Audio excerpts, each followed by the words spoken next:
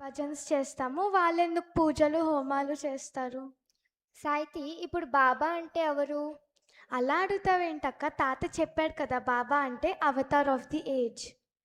Avatar of the age అంటే? అంటే ఈ ఏజ్‌కి బాబానే అవతార్. కదా! ఈ ఏజ్‌కి బాబా అవతార్. అలానే ముందు ఏజెస్‌లో అన్నీ బాబా రాముడు, కృష్ణుడు అలా వచ్చేవాడనమాట. అలా వచ్చినప్పుడు the ultimate goal to become one with God అన్నది ఎలా ఫుల్ఫిల్ చేయాలో అప్పటి టైంలో సూట్ అయ్యే మెథడ్స్ చెప్పేవాడు. లైక్ పూజలు, హోమాలు. కానీ ఈ ఏజ్‌లో బాబా ఏమో అవి ఏం చెయ్యక్కర్లేదన్నారు. బాబాని ఫాలో అవ్వని వాళ్ళు, రాముడిని, కృష్ణుడిని ఫాలో అయ్యేవాళ్ళు ఆ మెథడ్స్ ఇంకా పాటిస్తూ ఉంటారు. మనమేమో బాబా ఈ ఏజ్‌లో చెప్పినవి మనం పాటిస్తాం. మరి సేమ్ బాబా ఆ ఏజ్‌లో అలా ఎందుకు చెప్పారు? ఈ ఏజ్‌లో ఇలా ఎందుకు చెప్పారు? సమేది గిటార్ అయిపోయాక చెప్తాను. ఓకే. జై బాబా ఇప్పుడు అన్ని సార్లు అన్ని డిఫరెంట్ ఏజెస్లో వచ్చి డిఫరెంట్గా చెప్తున్నారంటే ఆ ఏజ్లో మనుషులకి ఏం అవసరమో అప్పుడు చెప్పారు. బాబా అవతార్ ఆఫ్ దిస్ ఏజ్ కాబట్టి ఈ ఏజ్లో మనకి ఏం ఈజీగా ఉంటుందో ఆ ఈజీ చెప్పాడు. అలా చెప్పాడు. ఇన్ ద సెన్స్ అవతార్ అన్నది ఎప్పుడు the easiest method to reach God, to become one with God అన్నది చెప్తాడు. అంటే నాకేం అర్థం కావట్లేదు. ఫర్ ఎగ్జాంపుల్ ఇప్పుడు హైదరాబాద్ టు మెహరాబాద్ వెళ్ళడానికి మన నాన్న చిన్నప్పుడు ఎంత కష్టంగా ఉండేది. ఒక ఆటో, బస్ అలా వెళ్తూ వెళ్తూ వాళ్ళు అప్పట్లో అది అఫోర్డ్ చేయగలిగేవారు. సో అలా వెళ్ళేవారు. ఇప్పుడు మనకి ఎంత ఈజీగా ఉంది. అయినా కూడా ఆటోలోనే వెళ్తా లేదా బస్‌లోనే వెళ్తా అంటే it will be really hard కదా! సో అలాగనమాట. సేమ్ విత్ అవతార్ అనమాట. అప్పట్లో ఏది ఈజీగా ఉండేదో అది చెప్పేవారు. ఇప్పుడు ఏది ఈజీ ఉందో అది చెప్పారు మనకి. అర్థమైందా? ఇప్పుడు అర్థమైందక్క. ఇప్పుడు ప్రహ్లాద్ ఒక సాంగ్ పాడతారు. ఆ తర్వాత మెహర్వాన్ ఒక స్టోరీ చెప్తారు. అవతార్ మెహర్ బాబా కీ జై.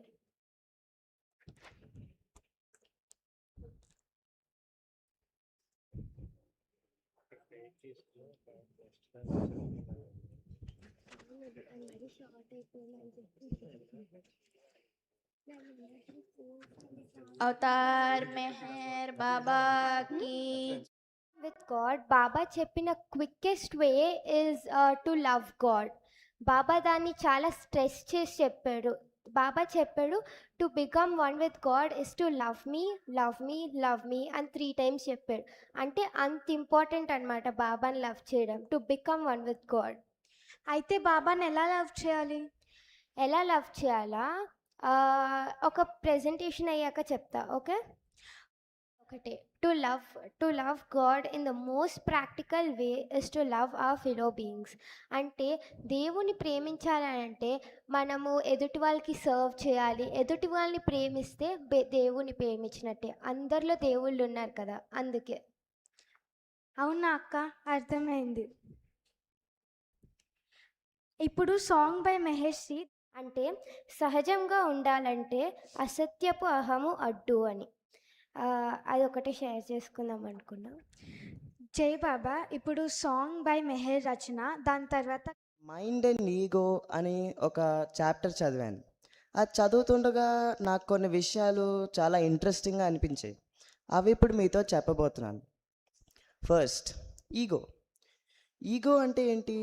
ఈగో అంటే నేను అనే ఫీలింగ్. ఇప్పుడు నన్ను ఎవరైనా వచ్చి నువ్వెవరివి అని అడిగితే నేను ఎలా అనుకుంటాను? నేనేం ఆలోచిస్తాను? నేను కుశాల్ని, లేకపోతే నేను ఒక 10th క్లాస్ స్టూడెంట్ని, లేకపోతే నేను ఈ బాడీని అని ఇవన్నీ ఆలోచిస్తాను. కానీ అదంతా ఏంటి? అదంతా నిజం కాదు, అదంతా ఫాల్స్. సో అదంతా ఫాల్స్ ఈగో. మరి రియల్ ఈగో ఏంటి? నిజంగా నేను ఎవరిని? నేను లిమిట్నెస్, నేను infinite. I'm not restricted to this body, I'm not restricted to my school, I'm not restricted to my parents, to my country, to my caste, not to anything. I am limitless, and that is my true identity. అదే నా real ego. ఇప్పుడు ఈ real ఈగోని realise అవ్వకుండా, ఈ falls ఈగోని real ఈగోగా transform చేయకుండా నన్నేం ఆపుతుంది? ఎవరైనా నన్ను అడిగితే నేను నేను లిమిట్‌లెస్ అని చెప్పకుండా, నేను కుశాల్‌నే అని ఎందుకు నేను చెప్తున్నాను? మనం అందరం కూడా ఎందుకు అలా చెప్తాం? ఎందుకంటే, ఈ ఫాల్స్ ఈగో అనేది రియల్ ఈగోగా ట్రాన్స్ఫార్మ్ అవ్వకుండా, మనకి మన మైండ్ అడ్డుతుంది. మన మైండ్ మనల్ని ఆపుతుంది. ఇలా ఫీల్ అవ్వకుండా, రియల్ ఈగోని రియలైజ్ అవ్వకుండా. మీకు ఇది ఇంకా బాగా అర్థమవ్వడానికి ఒక ఎగ్జాంపుల్ చెప్తాను. మీకొకటి చెప్తే నమ్ముతారా? అంత భారీగా ఉండే ఎలిఫెంట్‌ని, అన్ని టన్నులుండే ఎలిఫెంట్‌ని కూడా ఒక చిన్న తాడుతో కట్టొచ్చని? యెస్. అంత భారీగా ఉండే ఎలిఫెంట్‌ని కూడా చిన్న తాడుతో బంధించొచ్చు. ఎలా? ఆ ఎలిఫెంట్ యొక్క యజమాని అది చిన్నగా ఉన్నప్పుడు ఆ చిన్న తాడే ఉపయోగిస్తాడు. ఆ చిన్నగా ఉన్నప్పుడు దానికి శక్తి లేకపోవడం వల్ల, దానికి బలం లేకపోవడం వల్ల ఆ తాడుని అది లాగలేదు. అది బయటికెళ్ళలేదు. ఆ తాడుని తెంపలేదు. కాబట్టి దానికో ఫీలింగ్ వస్తది. అది అనుకుంటది.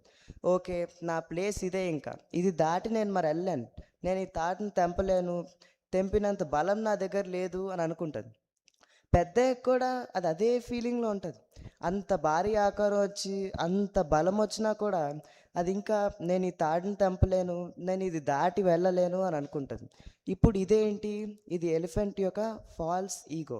అంటే ఎలిఫెంట్ యొక్క మైండ్ క్రియేట్ చేసిన ఇల్యూషన్. మరి రియల్ ఈగో ఏంటి? ఆ ఎలిఫెంట్ తలుచుకుంటే దాని భారీ ఆకారానికి, దాని స్ట్రెంగ్త్‌కి, దాని 1% స్ట్రెంగ్త్ యూజ్ చేసి ఆ తాడుని ఈజీగా తెంపి బయటికెళ్ళొచ్చు. కానీ అది ఎందుకు చేయట్లేదు? ఎందుకంటే దాని చిన్నప్పుడు దాని మాస్టర్ ఒక తాడు కట్టి ఒక ఇల్యూషన్ ప్లే చేశాడు. ఈ తాడనేది ఏంటి? ఈ తాడనేది ఒక సంస్కార. సంస్కార అంటే సంస్కారాస్ are impressions created in our every action. అంటే మనం ఏ యాక్షన్ చేసినా వచ్చే ఇంప్రెషన్స్ సంస్కారాస్. ఇవేంటి? ఇవి మనల్ని తాడులా బైండ్ చేస్తాయి. మనల్ని కట్టి వదిలేస్తాయి. ఇక్కడ ఎలిఫెంట్‌ని కట్టినట్టే మనల్ని అలా కడతాయి. మరి ఇక్కడ మాస్టర్ ఎవరు? ఆ తాడు కట్టిన మాస్టరే మైండ్. మైండ్ సంస్కారాస్‌ని యూజ్ చేసి మనల్ని ఇలా కట్టి పడేస్తది. మన ఫాల్స్ ఈగోని రియల్ ఈగోగా ట్రాన్స్‌ఫార్మ్ చేయనివ్వదు. ఓకే. ఇప్పుడు సంస్కారాస్ మన ప్రాబ్లమ్. సంస్కారాస్, మైండ్ ఇవన్నీ మనల్ని కట్టిపడేస్తున్నాయి. మనల్ని ట్రాన్స్‌ఫార్మ్ అవ్వనివ్వట్లేదు. సో, మనం మైండ్‌ని డిస్ట్రాయ్ చేయాలి. మైండ్‌ని డిస్ట్రాయ్ చేయాలంటే మైండ్‌తో యుద్ధం చేయొచ్చు కదా! We can fight the mind. కానీ ఎలా? మైండ్‌తో యుద్ధం చేయాలన్నా, మైండ్‌ని ఫైట్ చేయాలన్నా కూడా మనం మన మైండ్‌నే యూజ్ చేయాలి. మన మైండ్‌ని మనం ఉపయోగించి మైండ్‌ని ఎలా డిస్ట్రాయ్ చేస్తాం? That is impossible. ఎందుకంటే ఇప్పుడు నేను ఒక బురద గుంతలో ఉన్నాను. నా 2 లెగ్స్ అనేవి కూడా ఆ బురదలోనే ఉన్నాయి. ఇప్పుడు 1 లెగ్ ఎత్తాననుకోండి, ఇంకో లెగ్ మీద వెయిట్ అంతా పడి ప్రెషర్ ఎక్కువై ఆ లెగ్ ఇంకా కిందకెళ్తది. అలాగే నేను ఎన్ని సార్లు చేస్తే అంత లోతుగా ఎళ్తాను తప్ప బయట మాత్రం ఎప్పుడూ పడలేను. మైండ్ కూడా అంతే. మనం ఎన్నిసార్లు మైండ్‌నే ఉపయోగించి మైండ్‌ని గెలాలనుకుంటామో, అన్నిసార్లు మైండ్ ఇంకా స్ట్రాంగ్ అవుద్ది. మనం అన్ని చిక్కుల్లో పడతాం తప్ప మైండ్ మాత్రం ఎప్పుడూ ఓడిపోదు, డిస్ట్రాయ్ అవ్వదు. ఓకే. మైండ్ డిస్ట్రాయ్ అవ్వదు. ఇప్పుడు మైండ్‌ని మరి ఎలా డిస్ట్రాయ్ చేయాలి? అసలు దారే లేదా? ఉంది. దారుంది. అండ్ ఆ దారే యాక్షన్‌లెస్ యాక్షన్. యాక్షన్‌లెస్ యాక్షనా? అంటే ఏంటి? యాక్షన్‌లెస్ యాక్షన్ అంటే మనం ఏ యాక్షన్ అయితే చేస్తున్నామో, ఆ యాక్షన్ నుంచి వచ్చే రిజల్ట్‌కి మనం రియాక్ట్ అవ్వకూడదు. అంటే మనం అందరం ఇప్పుడు కొన్ని యాక్షన్స్ చేస్తాం. ఆ యాక్షన్స్ నుంచి కొన్ని రిజల్ట్స్ కూడా వస్తాయి. ఆ రిజల్ట్‌కి మనం వేరే వేరేగా రెస్పాండ్ అవుతాం. కొన్ని రిజల్ట్స్‌కి హ్యాపీగా ఫీల్ అవుతాం. కొన్ని రిజల్ట్స్‌కి బాధగా ఫీల్ అవుతాం.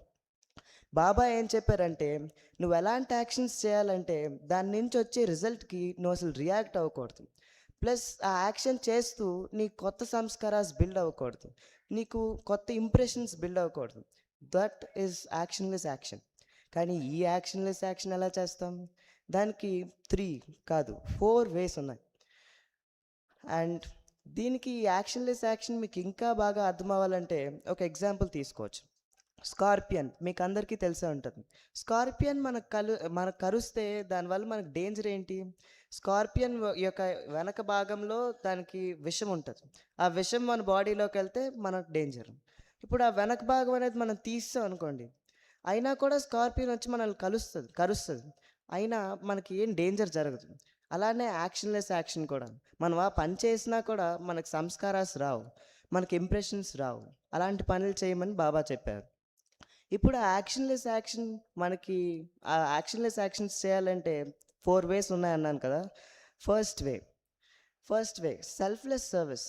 అంటే మనం ఏ పని చేసినా కూడా దాని నుంచి లాభం ఎక్స్‌పెక్ట్ చేయకూడదు. ఇప్పుడు మనం ఒకరికి సాయం చేసాం. ఆడికి సాయం చేయవల్ల నాకేం వస్తుంది? నాకేం లాభం వస్తుంది? అని ఎప్పుడు ఆలోచించకూడదు. మనం సెల్ఫ్ ఇంట్రెస్ట్ లేకుండా సెల్ఫ్‌లెస్‌గా సేవ చేయాలి.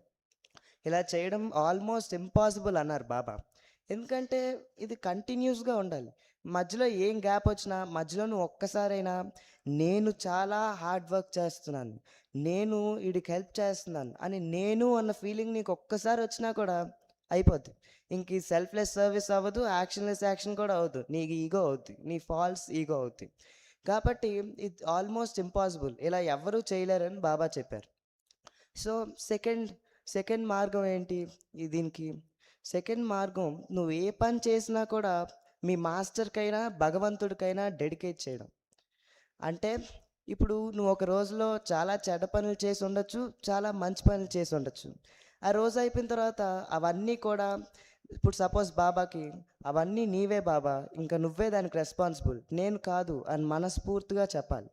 ఇది కూడా ఆల్మోస్ట్ ఇంపాసిబుల్ అన్నారు బాబా. ఎందుకంటే రోజు ఎవరు అన్ని చెడ్డ పనులు, మంచి పనులు బాబాకి లేకపోతే మాస్టర్‌కి మనస్ఫూర్తిగా ఇవ్వడం ఇంపాసిబుల్ అని అన్నారు Baba. And third path is trust. అంటే మన మాస్టర్‌లో గానీ, మన భగవంతుడిలో గానీ పూర్తి నమ్మకం పెట్టి we need to trust him and put our faith in him. ఇప్పుడు మహాభారతంలో కురుక్షేత్రంలో కృష్ణుడు అర్జునుడికి అదే చెప్తాడు యుద్ధం ముందు. నన్ను కంప్లీట్‌గా నమ్ము, ఏం జరగదు అని. అప్పుడు అర్జునుడు కృష్ణుడిని కంప్లీట్‌గా నమ్ముతాడు. నమ్మాక యుద్ధం చేస్తాడు. ఆ యుద్ధంలో ఏం చేశాడో అవన్నీ కూడా యాక్షన్‌లెస్ యాక్షన్స్ అయిపోతాయి. అంటే దానివల్ల అర్జునుడికి ఏ సంస్కారాస్ కూడా రావు. అండ్ ఫోర్త్ అండ్ ఫైనల్ వే ఇదే కొంచెం ఈజీ. ఏంటంటే ఇప్పుడు బాబా లేకపోతే అందరు మాస్టర్స్‌కి మనలాగా ఇంప్రెషన్స్ ఉండవు. మనకంటే ఏ యాక్షన్ చేసినా సంస్కారాలు వస్తాయి. కానీ బాబా అండ్ పర్ఫెక్ట్ మాస్టర్స్‌కి ఇంప్రెషన్స్ రావు. వాళ్ళకి ఇంప్రెషన్స్ రావు కాబట్టి వాళ్ళు చెప్పింది బ్లైండ్‌గా నమ్మి వాళ్ళు చెప్పింది చేస్తే మనకు కూడా ఇంప్రెషన్స్ రావు అని బాబా చెప్పారు. ఇప్పుడు బాబా చెప్పింది మనం బాబాని కంప్లీట్‌గా నమ్మి చేసేయడమే. ఇంకా దాంట్లో మళ్ళీ మన మైండ్ పెట్టి బాబా ఎందుకు ఇలా చేయమన్నాడు అని ఆలోచించి మనకి ఇష్టం వచ్చింది చేస్తే మళ్ళీ సంస్కారాలు వస్తాయి. బాబా చెప్పింది బ్లైండ్‌గా ఫాలో అయిపోవడమే. అండ్ ఇది అన్నిటికన్నా ఈజీ వే అని బాబా చెప్పారు. ప్లస్ నేను ముందు 3 వేస్ అన్నీ కూడా ఇంపాసిబుల్ అని బాబా చెప్పారని చెప్పాను కదా! బాబా ఇంపాసిబుల్ అని చెప్పినా కూడా ఎంతో కొంత ట్రై చేయమన్నారు. చేయకుండా ఉండమనలేదు. ఎందుకంటే చేయడం వల్ల మన సంస్కారాస్ అనేవి వీక్ అవుతాయి. ఇప్పుడు సపోజ్ మన సంస్కారాస్ మనల్ని ఇలా పట్టుకున్నాయి. ఇలా పట్టుకుంటే చెయ్యి తీయడానికి అవ్వదు. మనం ఫ్రీ అవ్వడానికి అవ్వదు. మనం ఒకవేళ బాబా చెప్పింది చేస్తే కొంచెం లూజ్ అవుతాయి. ఎప్పుడో ఒకప్పుడు మనం ఫ్రీ అవ్వచ్చు. కాబట్టి బాబా ఇంపాసిబుల్ అయినా కూడా చేయమన్నారు.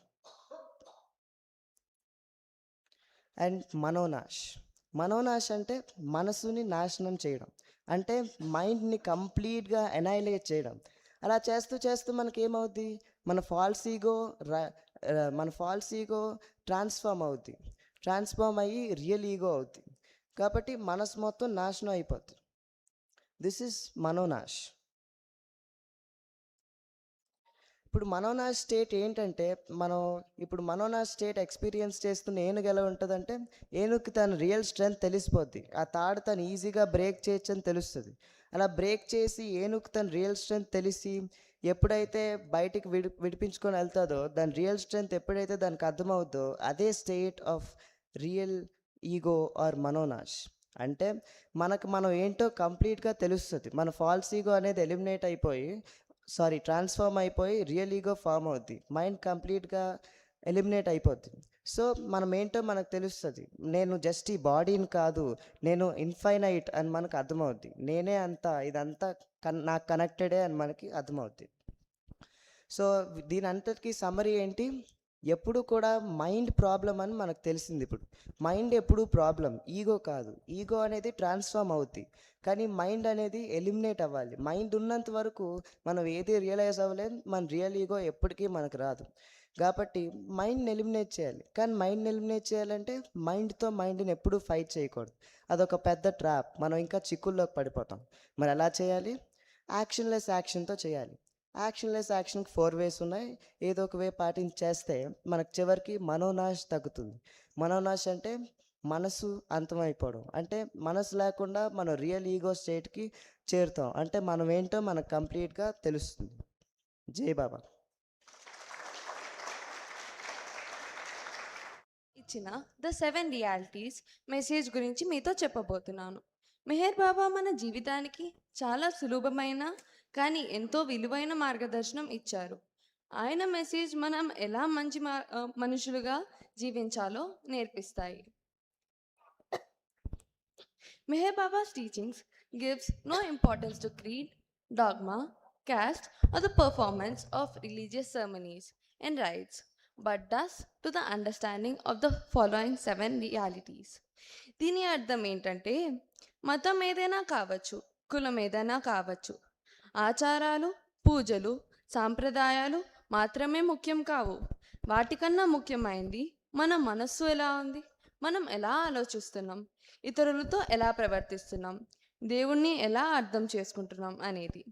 ఈ 7 సత్యాలు మన జీవితంలో ఆచరిస్తే మన జీవితం శాంతి, ప్రేమ, దయతో నిండిపోతుంది. ఇప్పుడు ఆ 7 సత్యాలు ఒక్కొక్కటిగా చూద్దాం. రియల్ ఎగ్జిస్టెన్స్, ఉనికి. మెహర్ బాబా చెప్పింది ఏంటంటే, ఈ ప్రపంచంలో ఉన్న ప్రతి జీవిలో దేవుడు ఉన్నాడు. బయటికి మనం వేరువేరుగా కనిపించినా అందరికీ ఒకటే మూలం, ఒకటే దైవం. కాబట్టి ఎవరిని తక్కువగా చూడొద్దు. ప్రతి ఒక్కరిని గౌరవించాలి. ఎందుకంటే ప్రతి ఒక్కరిలో భగవంతుడు ఉన్నాడు. రియల్ లవ్, ప్రేమ. నిజమైన ప్రేమ అంటే స్వార్థం లేని ప్రేమ. దేవుణ్ణి ప్రేమించడం మాత్రమే కాదు, ప్రతి మనిషిని కూడా అదే ప్రేమతో చూడాలి. మనం ఇచ్చే ప్రేమ ప్రతిఫలం కోసం కాకుండా ఉండాలి. ప్రేమ అనేది మన జీవితాన్ని మార్చగలిగే గొప్ప శక్తి. రియల్ సాక్రిఫైస్, త్యాగం. త్యాగం అంటే పెద్ద పెద్ద పనులు చేయడం కాదు, మన స్వార్థాన్ని తగ్గించి ఇతరుల కోసం మంచి చేయడం. మనం సహాయం చేసినప్పుడు ప్రతిఫలం ఆశించకుండా ఉండేదే నిజం త్యాగం. Real renunciation, పరిత్యాగం. పరిత్యాగం అంటే కుటుంబాన్ని వదిలేసి ఎక్కడికో వెళ్ళడం కాదు. కుటుంబంలోనే ఉంటూ మన అహంకారం, ఆశ, స్వార్థాన్ని తగ్గించుకోవడం, మన బాధ్యతలను నిర్వహిస్తూ మంచి మార్గంలో జీవించడం, అది నిజమైన పరిత్యాగం. Real knowledge. నిజమైన జ్ఞానం అంటే ప్రతి మనుషులో భగవంతుని చూడగలడం. అప్పుడే మనం ఎవరిని ద్వేషించం, అందరితో ప్రేమగా, దయతో, గౌరవంగా ప్రవర్తిస్తాం. ఇది పుస్తకాల్లో చదివే జ్ఞానం కాదు, జీవితంలో ఆచరించే జ్ఞానం. రియల్ కంట్రోల్, నియంత్రణం. మన కోపం, ఆశ, అహంకారం, చెడు ఆలోచనలు మన మీద అధికారం చెల్లించకుండా మన మనస్సుని మనమే నియంత్రించాలి. అప్పుడే మనం శాంతిగా, సంతోషంగా జీవించగలుగుతాం. రియల్ సరెండర్ అంటే శరణాగతి. దేవుని మీద పూర్తి నమ్మకం కలిగి ఉండడం. నాకు తెలుసు అనే అహంకారం వదిలి దేవుడు నా కోసం మంచి మార్గం చూపిస్తాడు అని నమ్మడం. కష్టాలు వచ్చినా, సంతోషాలు వచ్చినా అన్నీ దేవుని ఇచ్చా అని అంగీకరించడం. అదే నిజమైన శరణాగతి. బాబా ఇచ్చిన ఈ మెసేజ్ సారాంశం ఏంటంటే, ప్రతి మనిషిలో దేవుని చూడాలి, ప్రేమతో జీవించాలి, స్వార్థాన్ని తగ్గించాలి, ఇతరులకు సహాయం చేయాలి, మన మనసుని నియంత్రించుకోవాలి, దేవుని మీద పూర్తి నమ్మకం ఉంచాలి. ఈ 7 సత్యాలు మన రోజు జీవితంలో ఆచరిస్తే మన జీవితంలో ప్రేమ, శాంతి, ఆనందం పెరుగుతాయి. అవతార్ మెహర్ బాబా కీ జై. జై బాబా.